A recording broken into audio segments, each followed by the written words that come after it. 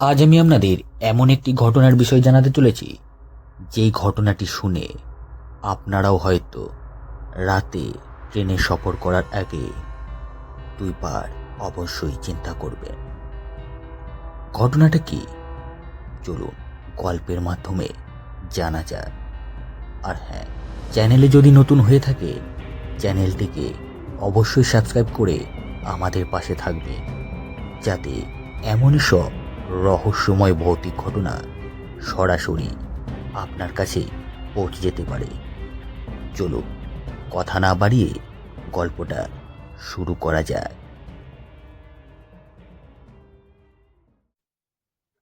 রাতের ট্রেনের একটা আলাদাই গন্ধ আছে।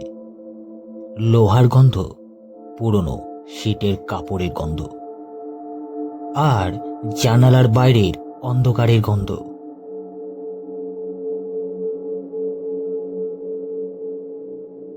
আপনি কখনো খেয়াল করেছেন, রাত 2টো পেরিয়ে গেলে ট্রেনের শব্দ যেন বদলে যায়? দিনের বেলা ট্র্যাকের শব্দ শুধু টক টক টক টক, কিন্তু রাতের বেলা সেই শব্দটাই কেমন যেন টেনে লম্বা হয়। মনে হয় যেন কেউ ধীরে ধীরে কারোর নাম ধরে ডাকছে।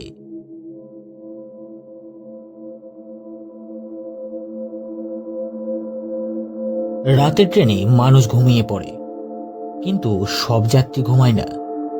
কিছু যাত্রী থাকে যাদের টিকিট কাটা হয়েছিল বহু আগেই, কিন্তু যাত্রা শেষ হয়নি। আজকের গল্পটা এমন এক রাতে যেখানে একটা সিট এখনো খালি নয়।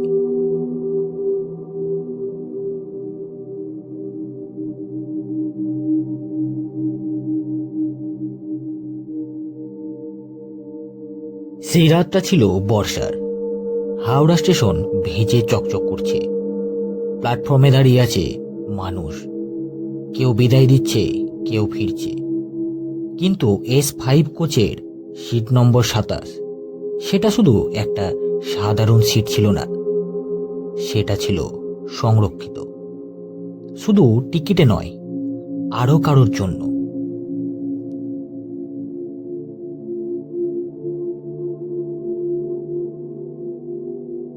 কারণ গত বছর ঠিক এই রুটে, এই সিটে একজন যাত্রী শেষবার বসেছিলেন। তার নাম অভিজিৎ সেন। আর আশ্চর্যের বিষয়, তার নাম এখনো মুছে যায়নি।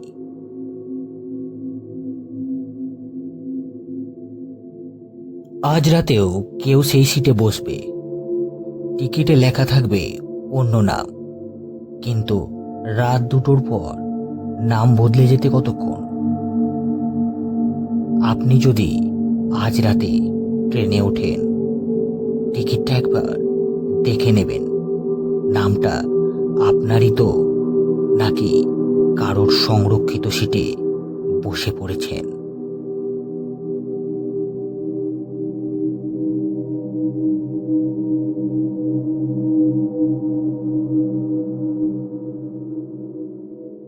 বর্ষার রাতের একটা আলাদাই গন্ধ আছে। ভেজা রেল লাইন, কুয়াশা মেশানো বাতাস, আর অদ্ভুত এক নীরবতা।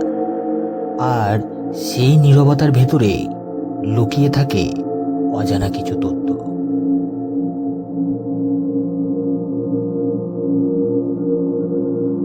সৌম্য চক্রবর্তী, বয়স 32, কলকাতার একটি প্রাইভেট ফার্মে মাঝারি পদে কর্মরত। নিয়মিত জীবন, নিয়মিত অফিস, নিয়মিত ক্লান্তি। কিন্তু সেদিনটা ছিল সম্পূর্ণ আলাদা। অফিস থেকে হঠাৎই জরুরি নির্দেশ আসে। পরের দিন সকালে তাকে পৌঁছাতে হবে নিউ জলপাইগুড়ি। প্রজেক্ট সাইটে সমস্যা দেখা দিয়েছে। কোম্পানির কারোরই সময় হয়ে ওঠেনি। দায়িত্ব পড়ে উঠল সৌম্যর ওপর। সে নাও বলতে পারেনি।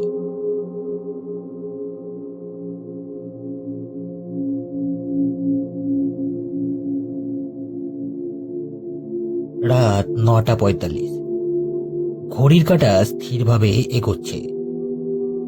হাওড়া স্টেশন, ভিজে এলাকার প্ল্যাটফর্মে জমে থাকা জলে লাইটের প্রতিফলন কাঁপছে।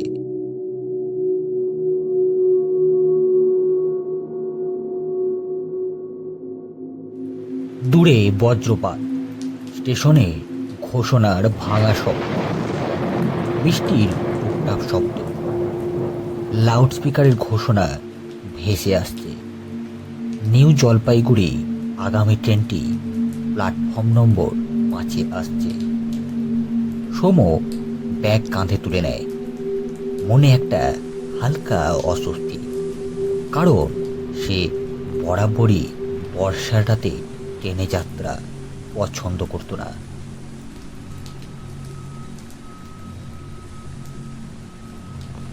S5 coach, seat number 27, lower berth. কামরায় লোক খুব বেশি নেই। দুজন যাত্রী দূরে বসে আছে। একজন জানালার পাশে মাথা নিচু করে, আরেকজন মোবাইলে তাকিয়ে।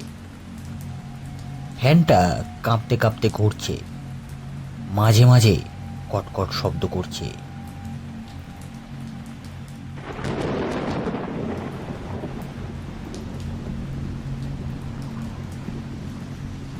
ট্রেন ছাড়ল। সোম ব্যাগটা সিটে রেখে বসতেই হঠাৎ তার চোখে পড়ল কিছু। সিটের এক কোণে একটা পুরনো সাদা চাদর ভাঁজ করা, যেন কেউ ইচ্ছে করে গুছিয়ে রেখে গেছে। সে হাত বাড়িয়ে ছুঁয়ে দেখল চাদরটা ভিজে, একদম ভিজে।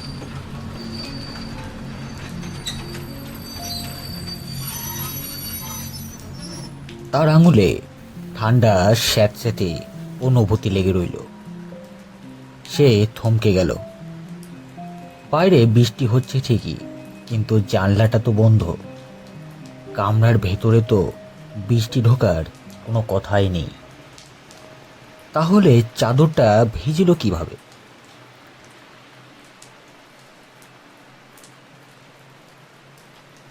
সোম একটু কৌতূহলবশত চারপাশে তাকালো।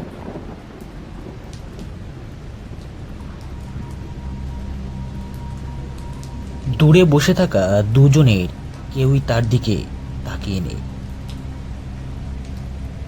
কামরায় অদ্ভুত নিস্তবতা, ফ্যানের শব্দ, চাকার শব্দ, আর তার নিজের শ্বাসের শব্দ।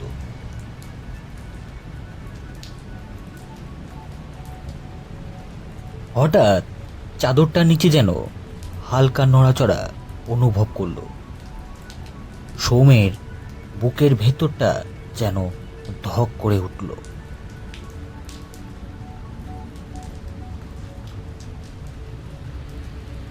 সে আবার চাদরটার দিকে তাকালো, কিন্তু চাদরটা এবারে স্থির।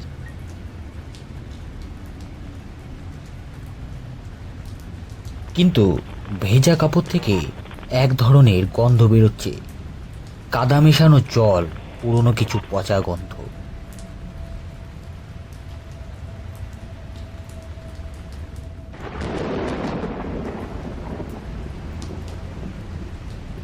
সোম তখনও জানত না এই ভেজা চাদরটায় তার জীবনের সবচেয়ে দীর্ঘ রাতের সূচনা হতে চলেছে।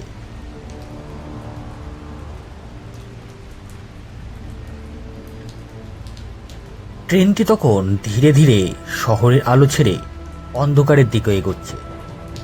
জানলার বাইরে শুধুই ভেজা অন্ধকার। মাঝে মাঝে দূরের ল্যাম্পপোস্টের আলো ছুটে যাচ্ছে পেছনে। ঘোষণার ভাঙা শব্দ ভেসে এলো। পরবর্তী স্টেশন ব্যান্ডেল। ট্রেন যখন ব্যান্ডেল পার হলো, ঠিক তখনই সোমের বুকের ভেতরটা অকারণ একটা কাঁপন উঠল।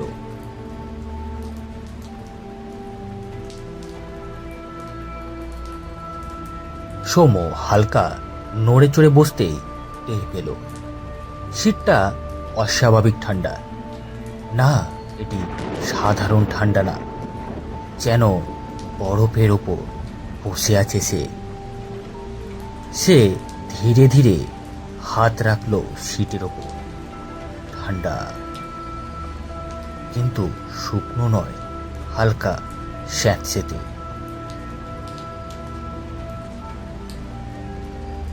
তার আঙ্গুলে সেই ভেজা অনুভূতি লেগে রইল। মনে হলো যেন কাপড়ের নিচে জমে আছে পুরনো জল। সৌম্য ভ্রু কোঁচকাল। চাদরটা তো সরিয়েছিল সে, তাহলে আবার ভেজা কেন? ঠিক তখনই পাশের সিট থেকে একটা কর্কশ ভাঙা গলা শোনা গেল। এই সিটে আগে একজন মারা গেছিলেন। সৌম্য চমকে মাথা ঘুরিয়ে তাকালো। একজন বৃদ্ধ লোক, পাতলা গড়ন, চোখ দুটো অস্বাভাবিক স্থির, ভেজা ধুতি, কাঁধে একটি গামছা। লোকটা তার দিকেই তাকিয়ে আছে। সৌম্য অস্বস্তি ঢাকতে হালকা হেসে বলল, কোথায় না কেউ মারা যায় বলুন, ট্রেনে বসে রাস্তায়, এসব তো হয়ই। বৃদ্ধ কিছু বলল না, শুধু তাকিয়ে রইল তার দিকে। সেই দৃষ্টি একদম স্থির, একদম ঠান্ডা।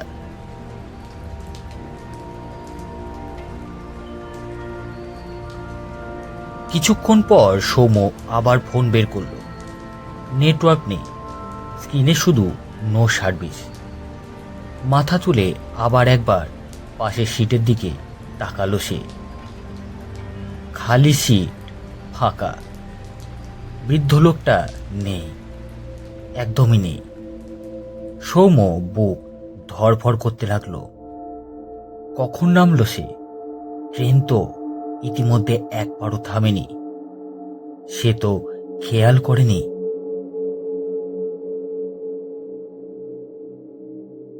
সে হন্ততন্ত হয়ে উঠে দাঁড়িয়ে করিডোরের দিকে তাকালো। টয়লেটের দিকে কেউ তো যাচ্ছে না, দরজার কাছেও কেউ নেই। পুরো কামরা নিঃশব্দ। দূরে বসে থাকা দুজন যাত্রীও এখন মাথা নিচু করে স্থির। কিন্তু অদ্ভুত বিষয়, বৃদ্ধ লোকটা যে সিটে বসেছিল সেই সিটটাও ভেজা, একদম তার নিজের সিটের মতোই স্যাঁতসেঁতে ঠান্ডা।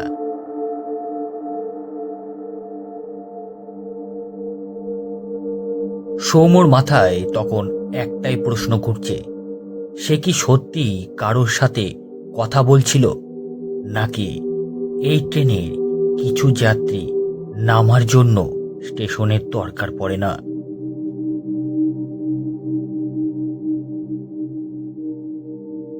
রাত্রি 11:58। কামরার আলো হালকা ঝাপসা। ফ্যান এখনো কাঁপতে কাঁপতে ঘুরছে। ট্রেন এখন সম্পূর্ণ অন্ধকারের ভেতর ছুটছে। সৌম্য ঘড়ির দিকে তাকালো। 12টা বাজতে আর 2 মিনিট। ঠিক তখনই তার সামনে এসে কেউ দাঁড়ালো।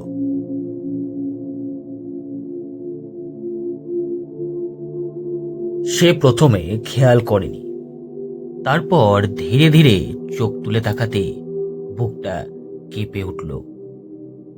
একজন মহিলা, ভেজা শাড়ি, চুল এলোমেলো, চোখ দুটো অস্বাভাবিক ফোলা, যেন অনেকক্ষণ কেঁদেছে। তার গলায় কাঁপা স্বর, এই সিটটা আমার স্বামীর ছিল।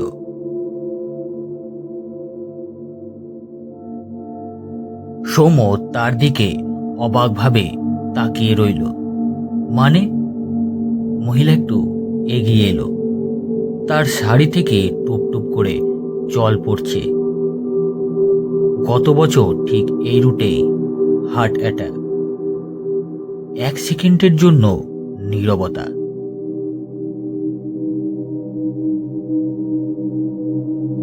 এই সিটে। সৌম্যের গলা শুকিয়ে গেল। সে নিজেকে সামলে নিয়ে বলল, নাম? মহিলা ধীরে ধীরে, খুবই ধীরে বলল, অভিজিৎ সেন। নামটা উচ্চারণ করার সময় তার চোখে অদ্ভুত এক স্থিরতা। তারপর সে আরো বলল, এই সিটটা কখনো ওর নামে আসে, মাঝে মাঝে।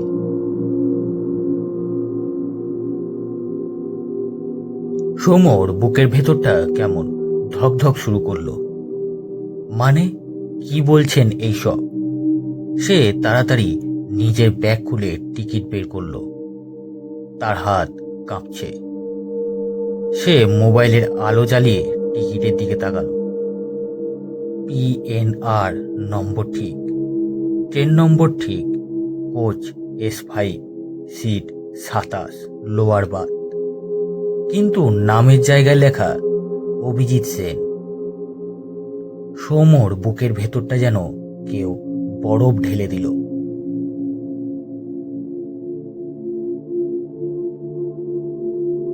সৌম্য চোখ ঘষল, আবার তাকালো। এবার লেখা সৌম্য চক্রবর্তী। সে কয়েক সেকেন্ডে তাকিয়ে রইল। শ্বাস ভারী হয়ে যাচ্ছে। চোখের ভুল, সে নিজেকেই বলল, স্ট্রেস, ক্লান্তি। ধীরে ধীরে মাথা তুলে সামনে তাকালো। মহিলার নেই, একদমই নেই। তার সামনে ফাঁকা করিডোর, কোনো ভেজা পায়ের ছাপও নেই। কিন্তু সিটের কোণে জল জমে আছে, যেখানে সে দাঁড়িয়েছিল। অন্ধকার। 1 সেকেন্ড, 2 সেকেন্ড, আলো আবার ফিরে এলো। সৌম্য হঠাৎ অনুভব করলো তার পাশে কেউ বসে আছে। ধীরে ধীরে সেই ঘাড় ঘোরালো। সিটের ওপর সেই সাদা ভেজা চাদরটা নিজে থেকেই ধীরে ধীরে খুলছে।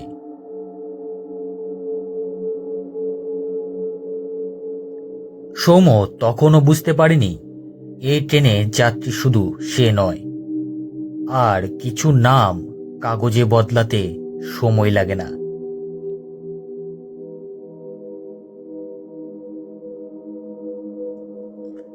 রাত 2:17। ট্রেন তখন গভীর অন্ধকার চিরে ছুটে চলেছে। কামরার বেশিরভাগ আলোই নিভে গেছে। শুধু মাঝখানে একটা টিউবলাইট হালকা ফ্লিকার করছে। Tick tick tick. আলোটা মাঝে মাঝে নিভে যাচ্ছে, আবার জ্বলছে। সৌম্যর ঘুম আসেনি। সে আধশোয়া অবস্থায় ছিল। হঠাৎ তার শরীর কেঁপে উঠল। সে একটা অদ্ভুত স্পষ্ট অনুভূতি করল। তার পায়ের কাছে কেউ বসে আছে। এইরকম ধরনের তার অনুভূতি হলো। সে প্রথমে নড়ল না, ভাবল ভ্রম। কিন্তু পরের মুহূর্তে সে টের পেল তার পায়ের কাছে ঠান্ডা কিছু ছড়িয়ে পড়ছে। ধীরে ধীরে বরফ শীতল জল তার পায়ের আঙুল ভিজে গেল। তার বুক ধড়ফড় করতে লাগলো। সে সাহস জোগাড় করে ধীরে ধীরে নিচে তাকালো। এক জোড়া পা, ভেজা, কালচে। পায়ের আঙুলের ফাঁকে জমে থাকা কাদা। সে পা দুটো তার সিটের একদম সামনে।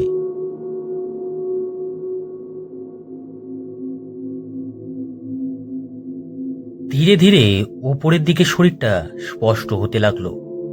ভেজা শার্ট, শার্টের বুকের কাছে বড় একটা কালো দাগ, যেন ভেজে কাপড়ের ভেতর থেকে ছড়িয়ে পড়েছে। ফ্যাকাশে মুখ, চোখ দুটো একদম স্থির, কোনো পলক নেই। সেই মুখটা এখন তার হাঁটুর কাছে। লোকটার ধীরে ধীরে মাথা তুলল। চোখ দুটো সোজা সৌম্যের চোখে, শীতল, শূন্য।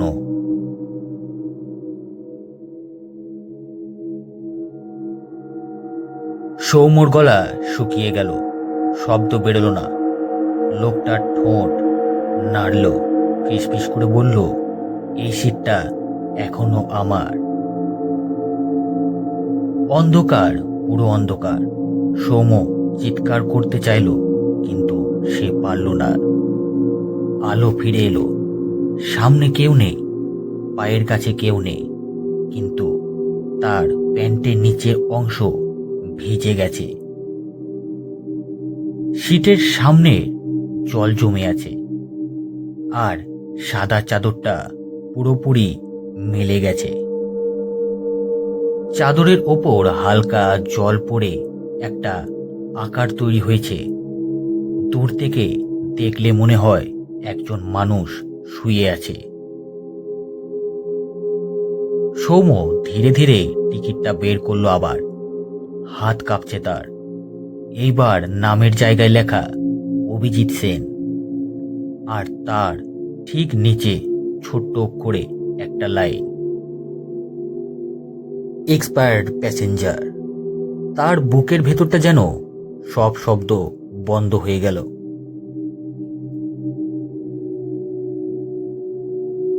রাত 2:17 এই ট্রেনটা কিছু যাত্রী নিজেদের সিট ফেরত নিতে আসে, আর তখন নতুন যাত্রীর নাম ধীরে ধীরে বদলাতে শুরু করে।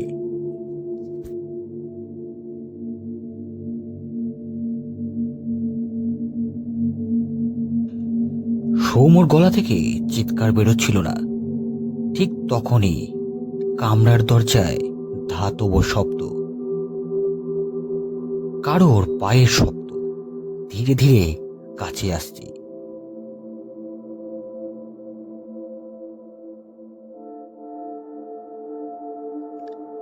একজন ঢুকলো, কালো কোট, হাতে টিকিট চার্ট, বুকের ব্যাজে আলো পড়তে ঝলসে উঠল টিটিই। সে সামনে এসে দাঁড়ালো। কি হয়েছে স্যার? স্বাভাবিক গলা, যেন কিছুই হয়নি। সৌম্য হাঁপাতে হাঁপাতে কাঁপা হাতে সামনে দেখালো। ওখানে একজন বসেছিল, আর আঙুল সিটের সামনে থেমে গেল। জায়গাটা একদম খালি, মেঝেও শুকনো, কেউ নেই। সাদা চাদরটাও আগের মতো ভাঁজ করা।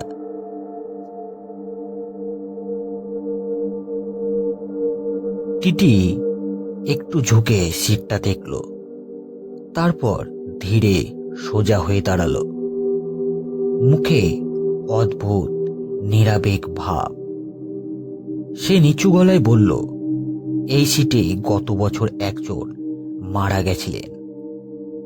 সৌমের বুক কেঁপে উঠল। Heart attack. রাত 2টার পর। ঘড়ির দিকে তাকালো সৌম্য। তখন ঘড়িতে প্রায় বাজে 2:23। তার শরীর ঠান্ডা হয়ে গেল। টিটি আবার বলল, তারপর থেকে নাকি মাঝে মাঝে সমস্যা হয়। সৌম্য বলল, কি সমস্যা? সৌম্যর গলা একবারে শুকনো। টিটি কয়েক সেকেন্ড চুপ থেকে তারপর বলল, নাম বদলে যায়।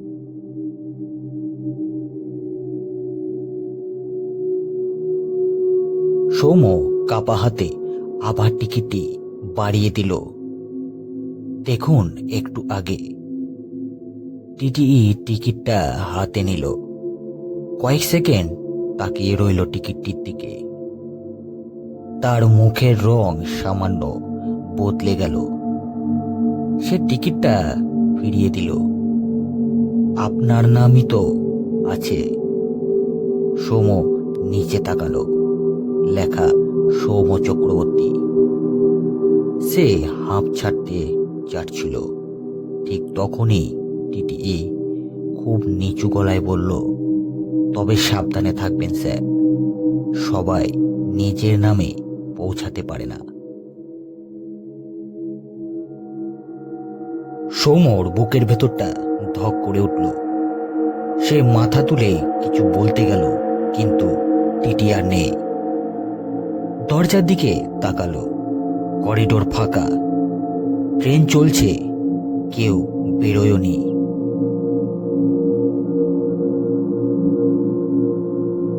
চারিদিক একদম নিস্তব্ধতা।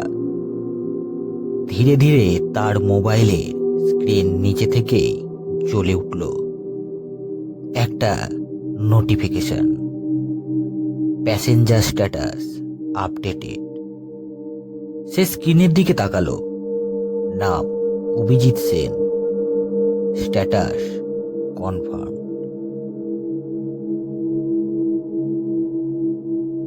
কখনো কখনো টিকিট কেবল যাত্রার জন্য নয়, কিছু আত্মা ফেরার পথ নিশ্চিত করতেও নাম বদলে দেয়।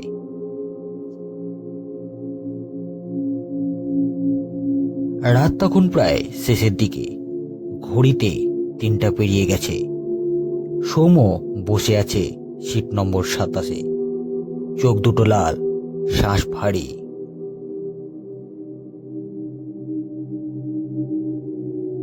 তীক্ষ্ণ জরুরি ব্রেকের শব্দ, ধাতব ঘর্ষণ, যাত্রীদের দূরচিৎকার। ট্রেন প্রচণ্ড ঝাঁকুনিতে থেমে গেল, সব আলো নিভে গেল। পুরো S5 কোচ ডুবে গেল অন্ধকারে। নিস্তবতা, শুধু বাইরের বৃষ্টির শব্দ। তারপর অন্ধকারের ভেতরে সেই কণ্ঠ, একদম কাছে, একদম তার কানের পাশে। আমি এখনো নামিনি। সৌমর বুক থেমে গেল যেন। তার ঠান্ডা নিঃশ্বাস ঘাড়ে লাগছে, সে নড়তে পারছে না।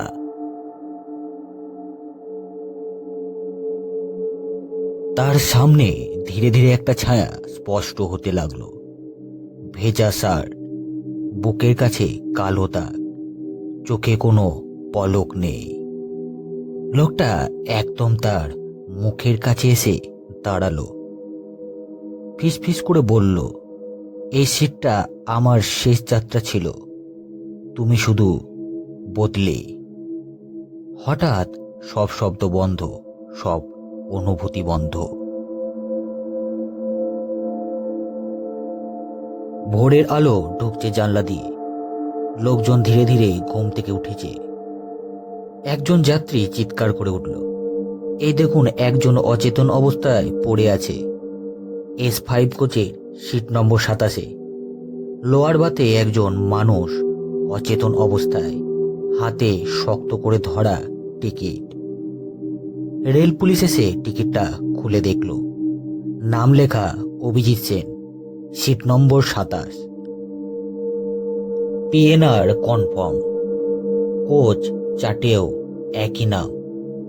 কেউ বলল, কাল রাতে তো একজন অন্য লোক ছিল এখানে। আরেকজন বলল, না তো, আমরা তো এই লোকটাকেই দেখেছি। কোচের এক কোণে ভাঁজ করা সাদা চাদরটা পড়ে আছে, চাদরটা ভেজা। ঠিক বাইরে তখন রোদ উঠেছে। রাতের ট্রেনে উঠলে সবসময় টিকিটটা একবার দেখে নেবেন। নামটা আপনারই তো, নাকি কারোর সংরক্ষিত সিটে বসে পড়েছেন।